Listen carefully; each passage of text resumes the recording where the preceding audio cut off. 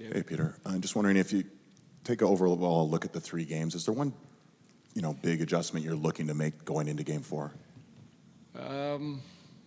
We just keep getting better. I thought Game 2 was better than Game 1, and Game 3 was better than Game 1 and 2. So we just got to keep building our game and trust that it's going to lead to some wins. Right side, second row, Tim.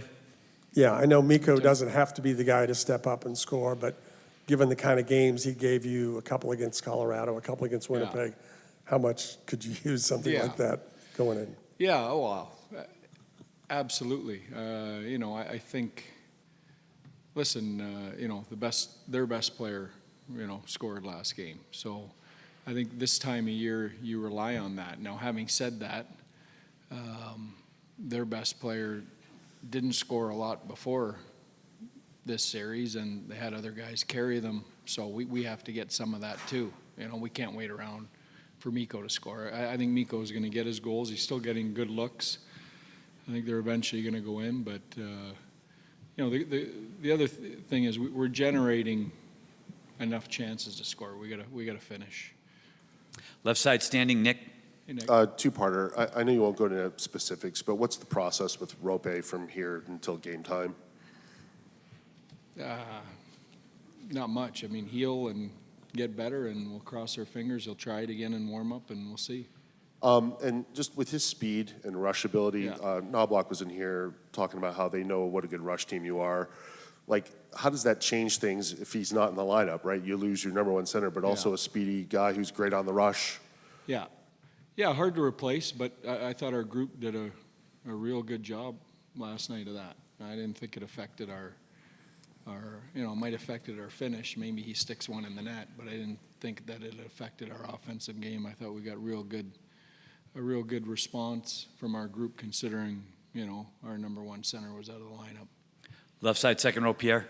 Pierre. Yeah. Pete, looking at the film today or last night, second period you tilted the ice pretty good on them. How do you replicate that for longer stretches? Because that seems to be your game right there. Well, listen, they're a dangerous quick strike team, and we all know the names over there that lead most of that. I think probably for me the biggest factor so far in the 3 games has been we're chasing every game. We're behind in every game, pushing for offense, and if you're a couple feet out of position pushing for offense and the puck goes the other way with some of the guys they have over there on the ice, you're in trouble. And I think that was kind of the case last night. I thought, we had a great second period. We're behind in the game, which has been the story for the entire series so far, chasing the game. And when you haven't scored and you're pushing for that goal, they have that ability that they don't need a lot of looks the other way. It's in the back of the net. So we've got to either get a lead or be a little more patient in those situations, knowing how dangerous they are going the other way. Left side, third row. Hey, Pete, many of your guys have talked throughout this postseason about how the group just doesn't get too high or too low, regardless of win or loss. Do you see your guys keep things light, and who might keep things light? I don't know. I mean, I think it's a mixture. I don't think we're a light, fun bunch, of guys. I mean, I had Joe Thornton and Brent Burns in the Stanley Cup Finals walking down the streets of Pittsburgh without their shirts off. We're not those guys. They they enjoy themselves. I think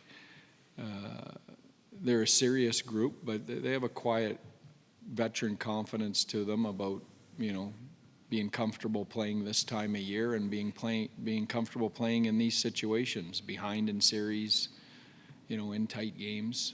And that's a confidence you get by having been here before. Right side, second row, Mike. Hey, Pete. Last game, it was more circumstantial that you got the 4th line together. But is there any thought to what energy they bring when those traditional 4th liners are all together? No, they were great last night. I mean, listen, if every time we put them together and played them, they played like that, we wouldn't have broke them up. But you know, they gave us great juice last night.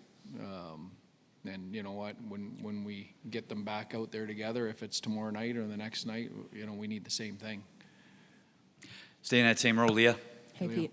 I think Stuart Skinner has probably exceeded expectations for some people in the last couple games here.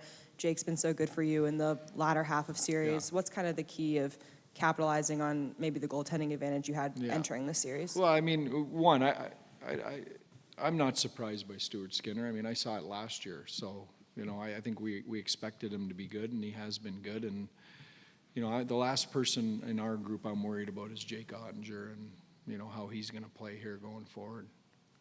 We'll take a couple more. Left side, front row, Eric. What do you need to see more of from Wyatt Johnston, and what's been different from his game, you know, this spring compared to last spring? I don't think I need to see anything different. You know, I think, like the rest of our group, I think he needs to feel the confidence of a puck going in. Had a great look last night. Took a puck to the net. I think it went off the post. You know, I think he needs some help with the guys that he's playing with on the ice. He needs some support there. He can't do that alone. You know, he's had some tough assignments so far in the playoffs. I mean, he's had to play head-to-head against McKinnon in a series where we were short-staffed and we were, you know, really in a defend, bend, but don't break kind of mindset. And then he had to, you know, do the same against Scheifele. Not every shift against those guys, but he's taken on a big load of that McDavid this series. So he's a 22-year-old with a lot on his plate, and you know, I think he's just fine. Last one, left side, back row, JF. Hey, Jeff. Maverick Book played 73 games this year, but only... Who's that? Maverick Book Yeah. played 73 games, only 2 since the start of the playoff. What might be missing in his game to be a regular coming playoff time? You know what? I don't know if he's missing anything. I think he's in our conversation every time we put a lineup up. I think he made some great strides this year. You know what? You look at both teams' lineup. I mean, look at the scratches, the guys they're scratching. You know, Jeff Skinner and Arvidsson, two. One's a 50-goal scorer in the league at some point. The other guy's a multiple 30-goal scorer in the league. You get down to the end here, these are tough lineups to crack if you're a young player, unless you're exceptional. So it's a great learning experience for Mav.